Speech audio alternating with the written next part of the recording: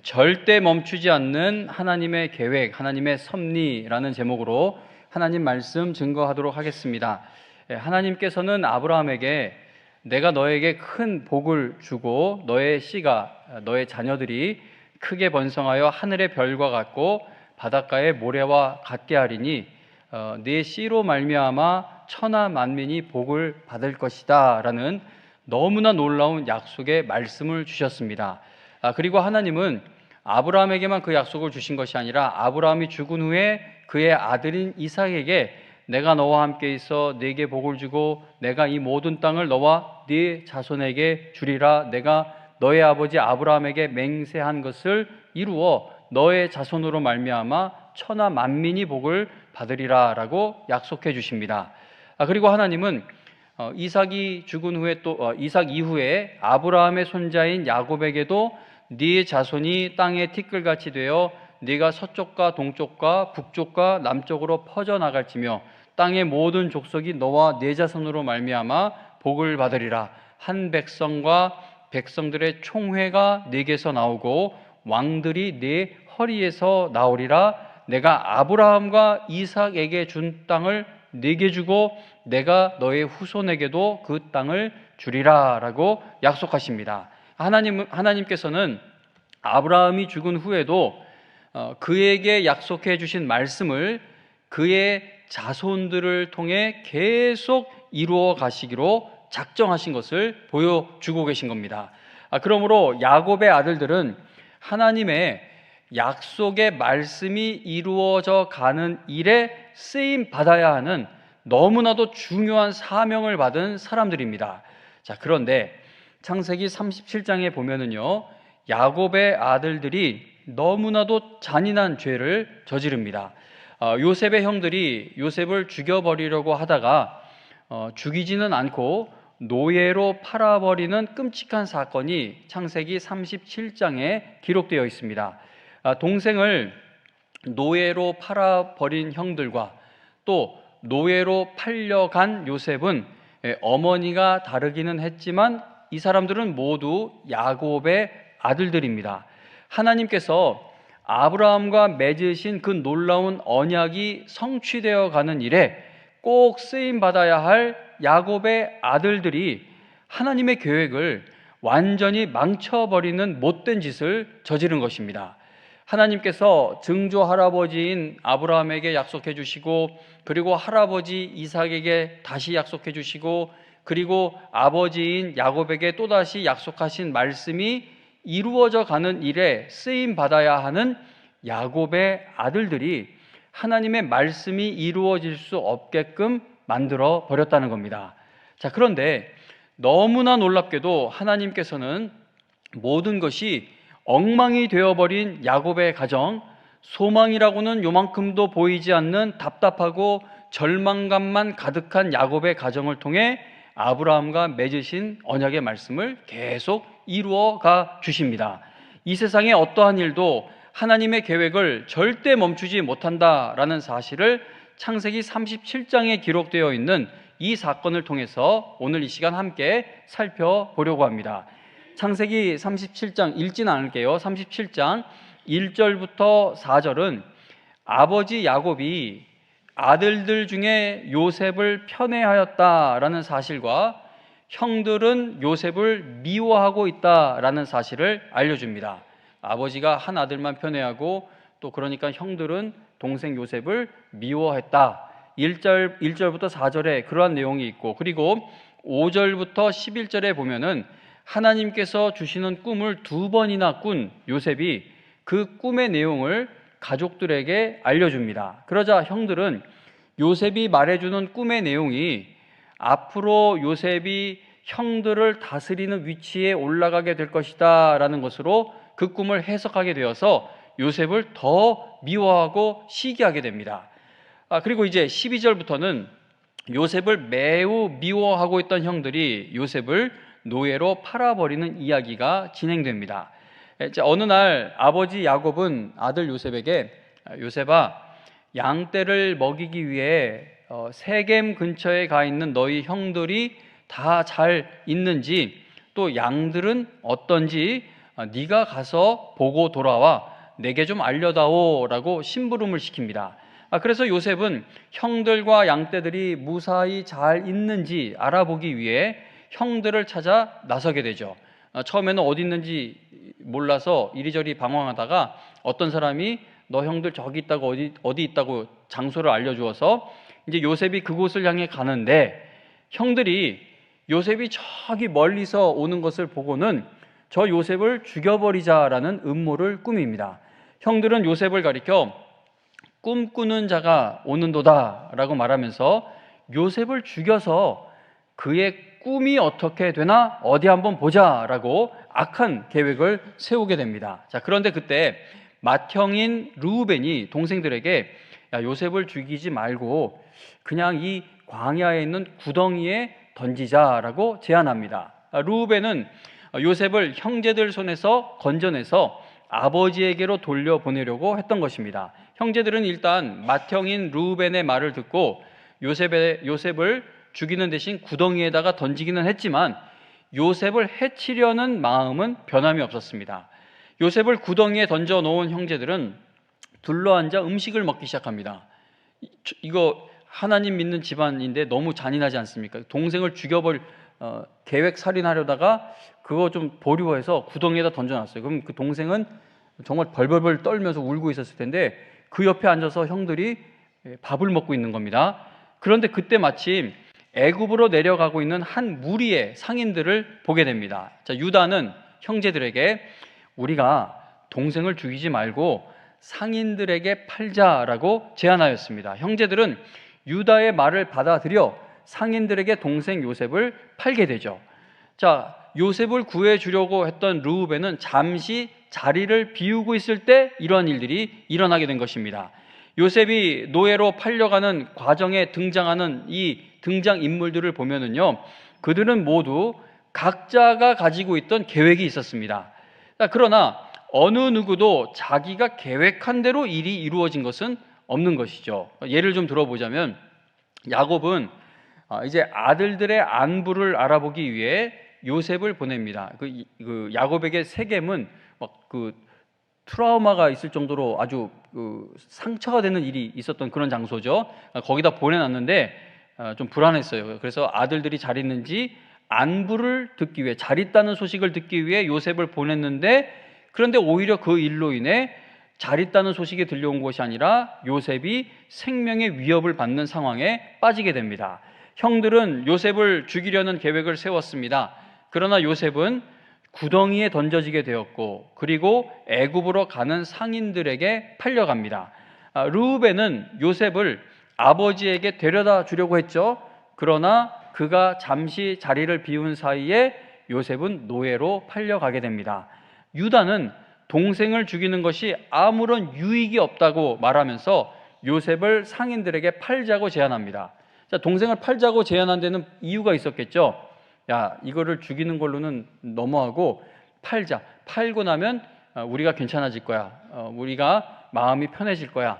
어떤 그런 바람이 있었겠죠. 그래서 팔면은 해결될 것으로 생각을 했을 겁니다. 그러나 요셉을 팔아버린 일로 인해 형제들의 마음이 평안해진 것이 아니라 오히려 긴 세월 그들 모두 마음의 무거운 짐을 안고 살아가게 됩니다. 자, 요셉이 애굽으로 가게 된 것은요, 야곱의 가족들 중에 어느 누군가가 의도했던 일이 아니라는 겁니다. 다 의도했던 일이 있고 계획했던 일이 있고 또 하고자 하는 일이 있었는데 모두가 다 어그러지고 어긋나고 잘못되고 그렇게 돼서 요셉이 애굽으로 팔려가게 되었다는 겁니다. 이처럼 그 하나님의 계획은 인간의 계획에 끌려다니지 않습니다. 시편 105편 17절에 보면은요, 하나님께서 한 사람을 앞서 보내셨으며 요셉이 종으로 팔렸도다라고 말씀합니다. 이게 무슨 말입니까? 시편 기자는 요셉이 애굽에 노예로 팔려간 것을 하나님이 그를 거기로 보내신 것이다 라고 말씀한 겁니다. 이처럼 하나님의 계획과 뜻은 사람의 의도대로 끌려가는 것이 아니라 하나님께서 의도하신 대로 이루어지게 된다는 것이죠. 그래서 잠언 16장 9절에 보면 사람이 마음으로 자기의 길을 계획할지라도 그의 걸음을 인도하시는 이는 여호와시니라 라고 말씀합니다. 그리고 잠언 19장 21절에서는 사람의 마음에는 많은 계획이 있어도 오직 여호와의 뜻만이 완전히 서리라 라고 선언합니다. 창세기 45장 5절에 보면은요, 애굽에서 높은 자리에 올라가 온 가족을 구원하게 된 요셉이 형들에게 당신들이 나를 이곳에 팔았다고 해서 근심하지 마소서, 한탄하지 마소서, 하나님이 생명을 구원하시려고 나를 당신들보다 먼저 보내셨습니다 라고 간증합니다. 그리고 창세기 마지막 장인 50장 20절에서는 당신들은 나를 해하려 하였으나 하나님은 그것을 선으로 바꾸사 오늘과 같이 많은 백성의 생명을 구원하게 하시려 하셨다라고 또 한 번 더 간증합니다. 요셉이 노예로 팔려갈 때부터 이러한 멋진 신앙의 깨달음이 있었던 것은 아니죠. 형들이 죽여버리려고 하고 이 구덩이에다가 던지고 노예로 팔 때 해볼 테면 해봐라, 나는 하나님이 함께 하신다, 나는 던져도 살 것이고 뭐 팔려가도 살 것이다, 그런 깨달음이 처음부터 있었던 것이 아닙니다. 형들이 자신을 구덩이에 던졌을 때 요셉이 얼마나 두려웠겠습니까? 노예로 팔려갈 때 얼마나 무서웠겠습니까? 요셉은요 막 울면서 형들에게 매달리기까지 했습니다. 그러했던 요셉이 훗날 깨닫게 된 것은 하나님이 자신을 애굽으로 보내셨다라는 사실입니다. 만일 요셉이요 자신이 당한 그 악한 일들 속에서도 하나님이 쉬지 않고 실패 없이 일하고 계신다라는 사실을 깨닫지 못했다면, 이 내 전생, 나에게 최악의 순간들, 다시는 생각도 하기 싫은 그 삶의 한 부분, 거기 악한 일들이 일어나는 속에서도 하나님이 쉬지 않고 실패 없이 일하고 계셨구나라는 것을 깨닫지 못했다면 그는 마음의 원망만을 쌓아놓고 있다가 훗날 형들을 다시 만나게 되었을 때 복수하였을 것입니다. 요셉처럼 하나님이 나의 전생애에 함께 하신다는 사실을 깨닫는 신앙이 되기 위해서는 내 인생의 모든 일들 속에서 하나님을 전적으로 신뢰할 필요가 있는 것입니다. 요셉에게 일어난 비참한 일은요, 팔려간 요셉에게만 고통을 주었던 것이 아니라 야곱 가정 전체에 너무나 큰 아픔을 주게 됩니다. 특히 야곱은 이제 나중에 요셉이 살아있다라는 그 사실을 알게 되기 전까지 아들의 죽음이 그에게는 평생의 아픔이 됩니다. 그러나 하나님께서는 인간이 하나님의 계획을 망쳐놓는 이 사건들을 오히려 야곱이 훈련받는 시간으로 사용해 주셨다는 겁니다. 그 재료가 좋으면 음식 맛이 좋더라고요. 제가 예전에 미국에서 바닷가 가까운 데서 생활할 때 이제 바다에 그 꽃게, 게 막 나오는 시즌에 가서 그걸 막 잡아요. 한 버켓, 한 바켓스? 거기다가 잡아와서 이걸 어떻게 요리를 해 먹을 수 있을까? 요리 실력이 없으니까 아무리 봐도 이걸 어떻게 해야 맛있게 먹을 수 있을지 도저히 모르겠어서 그냥 고추장을 풀고 물을 붓고 그 게를 막 끓여서 먹었더니 얼마나 맛있는지, 정말 맛있어요. 말하다가 침이 나올 정도로 맛있습니다. 실력이 없는데 재료가 좋으니까. 근데 재료가 썩었고 막 형편이 없으면 아무리 실력 좋은 요리사라도 뭐 양념 맛으로 커버를 어느 정도 할 수 있을지 몰라도 음식 맛이 날 수가 없습니다. 그러니까 하나님이 하시려고 하는 일들이 이루어지기 위해서는 좋은 재료가 있어야 그 엄청난 아브라함에게 약속하신 것이 이루어질 수 있을 것 같은데 엉망진창이잖아요. 근데 하나님은 너무나 신기한 게 엉망진창, 정말 죄로 가득하고 상처로 가득하고 원망으로 가득할 수밖에 없는 그 모든 일들을 다 재료로 사용하셔서 하나님의 일들을 이루어 가셨다는 겁니다. 그 일들 속에서 하나님의 일꾼들을 훈련시키셨다는 것이죠. 창세기 37장 29절부터 35절의 말씀을 보겠습니다. 창세기 37장을 펴고 계시는데 29절에서 35절까지의 말씀을 읽어드릴게요.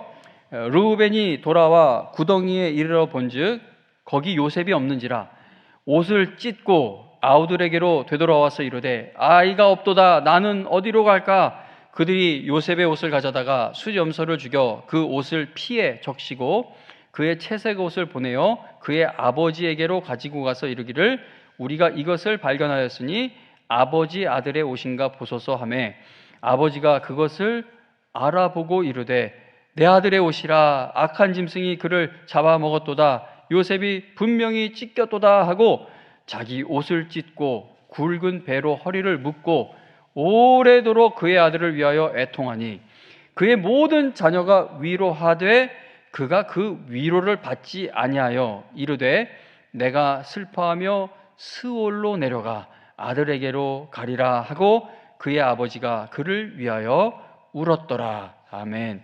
요셉을 노예로 팔아버린 형들은 요셉의 옷에다 동물의 피를 적셔서 아버지에게 가지고 갑니다. 그 옷을 보게 된 야곱은 요셉이 짐승에게 잡아먹혔다라고 생각을 하게 되죠. 여기서 우리가 주목해야 하는 것은 요셉의 형들이 아버지를 속이기 위해서 어떤 도구를 사용했느냐 하는 것입니다. 형들은 아버지 야곱을 속이기 위해 무엇을 사용했습니까? 요셉의 옷 그리고 숫염소를 사용했습니다. 아주 오래전 야곱이 자신의 아버지 이삭을 속일 때에 무엇을 사용했죠? 옷과 염소를 사용했었습니다. 야곱은 에서의 옷과 형 에서의 옷과 염소 새끼 가죽을 사용해서 아버지 이삭을 속였었죠. 그런데 이제 야곱의 아들들이 옷과 염소를 사용하여 야곱을 속이고 있는 겁니다. 야곱의 아들들이 아버지를 속이는 이 모습이 과거에 야곱이 자신의 아버지 이삭을 속인 것을 그대로 닮아 있다는 것이죠. 야곱의 인생을 살펴보면 그가 아버지를 속이기 위해서 행했던 일들과 아주 비슷한 방법으로 손해를 보고 고통을 당하는 사건들이 일어나게 됩니다. 예를 들면 야곱이 외삼촌 라반의 딸들과 결혼하는 그 과정을 한번 생각해 보시기 바랍니다. 야곱은 외삼촌 라반의 딸들 중 둘째 딸 라헬과 결혼하고 싶어서 7년을 봉사하기로 약속합니다. 7년을 정말 종으로 막 온갖 고생을 하면서 죽을 고생하면서 일을 하죠. 왜냐하면 결혼하고 싶어서. 그런데 약속한 7년이 되었을 때 라반은 야곱을 속여서 작은 딸 라헬 대신 큰 딸 레아를 주어버립니다. 라반이 야곱을 속이는 모습을 보면은요, 야곱이 아버지 이삭을 속였던 일을 우리가 떠올릴 수 있습니다. 야곱은 아버지 이삭을 속일 때 이삭이 나이가 많아 눈이 어두워 잘 보지 못한다는 것을 그 약점을 이용했었습니다. 라반이 야곱을 속일 때 그는 야곱의 눈을 속였죠. 라반은 아주 어두운 저녁에 첫째 딸 레아를 야곱에게로 데려갔습니다.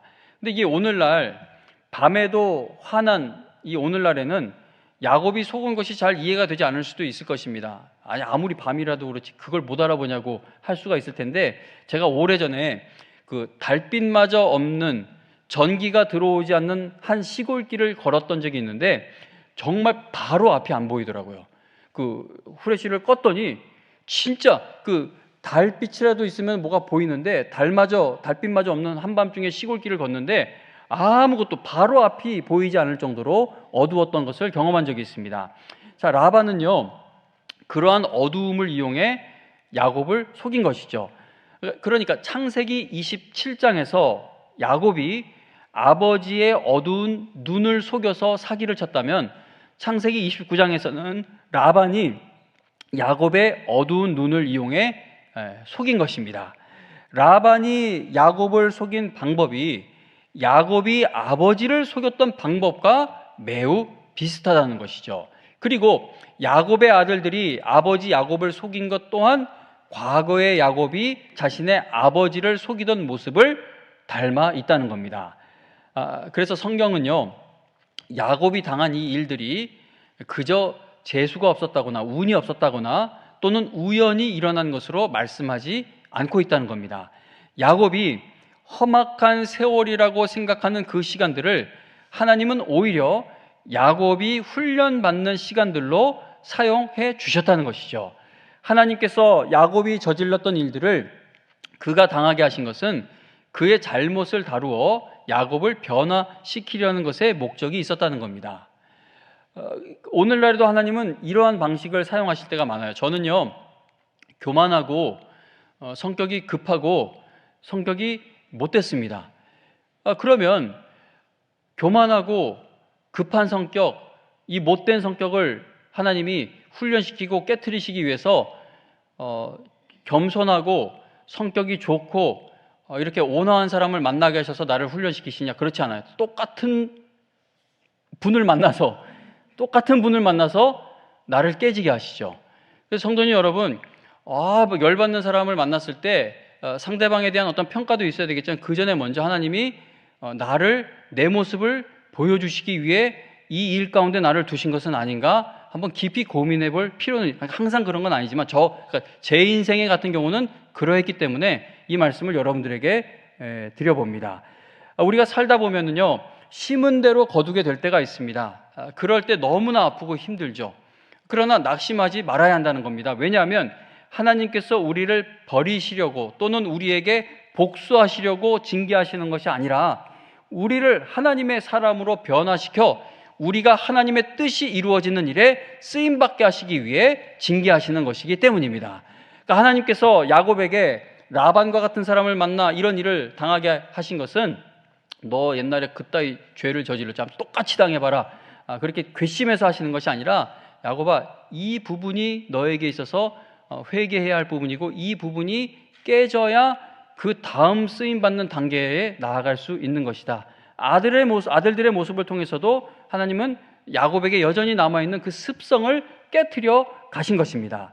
히브리서 12장 10절 하반절부터 11절에 보면 오직 하나님은 우리의 유익을 위하여 그의 거룩하심에 참여하게 하시느니라. 무릇 징계가 당시에는 즐거워 보이지 않고 슬퍼 보이나 후에 그로 말미암아 연단받은 자들은 의와 평강의 열매를 맺느니라 라고 말씀합니다. 애굽으로 가는 미디안 상인들에게 요셉을 노예로 팔아버린 형들은 요셉이 짐승에게 잡아먹힌 것처럼 조작을 해서 아버지에게 소식을 알려줍니다. 요셉이 죽었다고 생각하게 된 야곱이 얼마나 절망했는지 37장 34절 35절 다시 한 번 더 볼게요. 읽었던 말씀이지만 34절 35절을 한번 함께 읽어보겠습니다. 창세기 37장 34절 35절 함께 읽습니다. 시작. 자기 옷을 찢고 굵은 배로 허리를 묶고 오래도록 그의 아들을 위하여 애통하니 그의 모든 자녀가 위로하되 그가 그 위로를 받지 아니하여 이르되 내가 슬퍼하며 스올로 내려가 아들에게로 가리라 하고 그의 아버지가 그를 위하여 울었더라. 아멘. 야곱이요, 위로받는 것을 거절할 정도로 큰 슬픔에 잠기고 절망에 빠지게 된 것은 그가 정신력이 약했다거나 지금까지 어려운 일을 당해본 적이 없는 편안한 인생을 살았기 때문이 아닙니다. 야곱의 인생이 얼마나 험악했습니까? 야곱은 정신력도 대단한 사람이에요. 세상에 아내 하나 얻기 위해 7년 동안 노예처럼 사는 사람이 어디 있어요? 없어요. 저는 한 7일? 7주. 5월에는 결혼기념일도 있다고 하는데 말을 조심해야 되죠. 그래, 저는 7년은 아니지. 어쨌든 7년은 못할 것 같습니다. 7년 속고 또 7년 이렇게 나가야 되는데 정신력이 얼마나 대단한 사람입니까? 어려운 일을 얼마나 많이 당했습니까? 그런데 이 일 앞에서 이렇게까지 울고 있는 것은, 이 우는 걸 보면요, 내가 슬퍼하며 스올로 내려가, 저기 깊이 구덩이 같은데 저기 아래로 내려가 아들에게로 가리라. 이거는 신앙이 있는 성도가 할 수 있는 말이 아니죠. 믿음의 사람은 다윗처럼 내 아들이 살기를 그렇게 기도했어도 하나님이 데려가신 후에는 그 아들은 나에게 오지 못하지만 나는 하나님의 은혜로 내 아들이 있는 곳으로 가게 될 것이다. 그렇게 고백을 하는 것이 신앙의 모습이지, 내가 슬퍼하며 스올로 내려가 아들에게로 가리라 이렇게 이야기하고 위로받기 거절하는 거, 이거는 신앙의 사람이 보일 모습이 아닙니다. 그런데 야곱이 이러한 모습을 보였다는 것을 성경이 아주 우리에게 자세하게 적나라하게 이렇게 기록해서 보여주는 것은 이 야곱이 당한 일은 어느 누구라도 절망할 수밖에 없는 일이었다라는 것을 알려주기 위함입니다. 그러니까 이거 끝장난 거예요. 이 가정이 막장이라는 게 있다면 막장 마지막까지 간 상황이 된 것이죠. 하나님께서 아브라함에게 약속하시고 그 후 이삭에게 또 그 후 야곱에게 계속 약속하신 그 귀한 언약의 말씀이 이제 더 이상 이 가정을 통해서는 이루어져 갈 수 없게 된 것처럼 보인다는 겁니다. 그리고 이 구약의 족장시대 이 가정을 우리가 구약의 교회로도 볼 수가 있는데, 그러니까 교회로 치자면 교회에서 너무나 불미스러운 일이 일어나 이 교회는 회복될 방법이 없게 되었다는 겁니다. 그리고 하나님께서 요셉에게 2차례에 걸쳐 보여주셨던 그 꿈도 절대 이루어질 수가 없는 상황이 된 것이죠. 그러나 창세기 37장은 야곱의 가정에서 일어난 이 추악한 모습과 야곱의 절망과 끝없는 슬픔만을 보여주면서 끝나지 않습니다. 37장이 어떤 말씀으로 마무리되는지 37장 마지막 절 36절을 보겠습니다. 36절 말씀, 이 말씀도 함께 읽어보겠습니다. 함께 읽습니다. 시작. 그 미디안 사람들은 그를 애굽에서 바로의 신하 친위 대장 보디발에게 팔았더라. 아멘. 요셉이요, 그냥 아무 집에나 팔려간 것이 아니라 하나님이 예비해 두신 집으로 팔려가게 되었다라는 것을 알려주면서 37장이 마쳐집니다. 그러니까 이후에 이야기가 있다는 것이죠. 야곱의 가정에 그리고 요셉에게 희망이 전혀 없어 보입니다. 하나님이 주신 말씀과 꿈이 이루어질 수 없는 절망적인 상황만 남은 것처럼 보였습니다. 그러나 성경은 이 모든 일들이 하나님의 섭리, 하나님의 계획을 망치지 못한다는 사실을 알려주면서 37장을 마무리 짓고 있는 겁니다. 36절을 그렇게 말씀하면서 37장을 마무리하는 겁니다.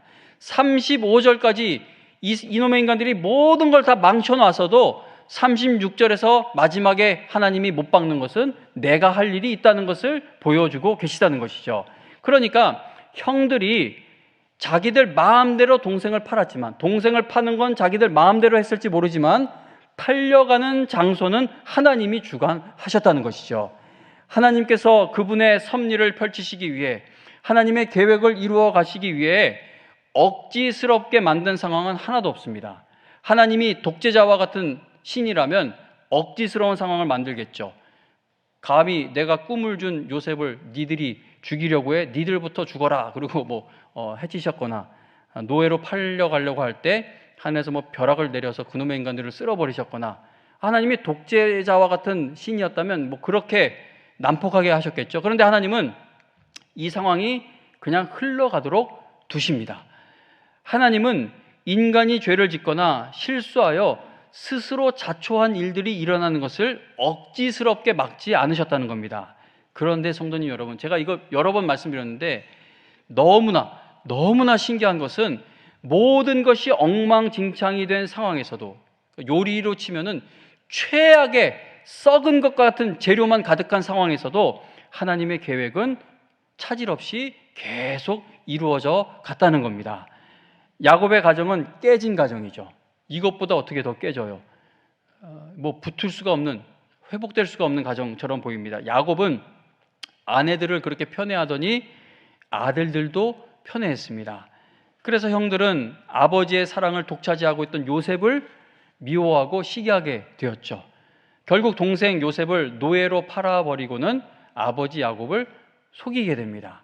이렇게 못나고 실수가 가득하고 심지어 죄를 짓고도 회개할 줄 모르는 가정, 이러한 교회를 통해 하나님의 계획이 이루어져 갈 수 있겠습니까? 라고 질문하면 우리가 어떤 대답을 하겠습니까? 망할 거예요 라는 말은 차마 못하지만 그런 질문을 받을 때 소망이 없네요 라는 대답이 나오겠죠. 하나님은요, 이러한 가정, 이러한 교회를 통해서도 하나님이 계획하신 바를 실수가 없이 펼쳐 가신다는 사실을 성경은 증언하고 있는 것입니다. 하나님께서는 아브라함에게 약속하신 말씀과 요셉에게 주신 그 꿈을 이 야곱의 가정을 통해 다 이루어 가시는 것을 우리에게 보여주고 계시죠. 하나님의 섭리 가운데 살아간다라는 것은 하나님께서 그분의 뜻을 펼치시고 계획하신 것을 이루시기 위해 우리의 삶을 조작하신다라는 것을 의미하지 않습니다. 우리가 하나님의 일을 방해하고 망치는 길을 선택해도 의도적으로 망치는 건 아니잖아요. 그죠? 우리가 지혜가 부족해서 또 먹고 사는 게 내 피부로 느껴지는 일이다 보니까 그러다 보니까 성경에서 말씀하고 있는 바를 알면서도 정신이 획가닥한 사람처럼 하나님의 뜻에서 벗어나는 길을 갈 때가 있어요. 우리가 하나님의 일을 방해하고 망치는 그 길을 반복적으로 선택해도 하나님은 지치거나 또는 쉬지 않으시고 오직 하나님의 방법과 능력과 그분의 지혜로 하나님의 계획을 택하신 자들과 교회와 가정을 통해 이루어 가신다는 겁니다.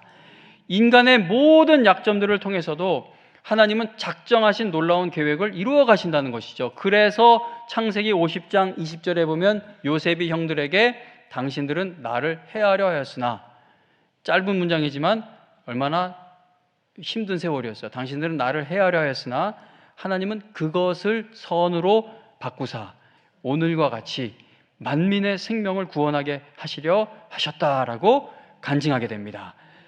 요셉이 이러한 놀라운 신앙의 고백을 할 수 있도록 인도하신 분은 하나님이시죠.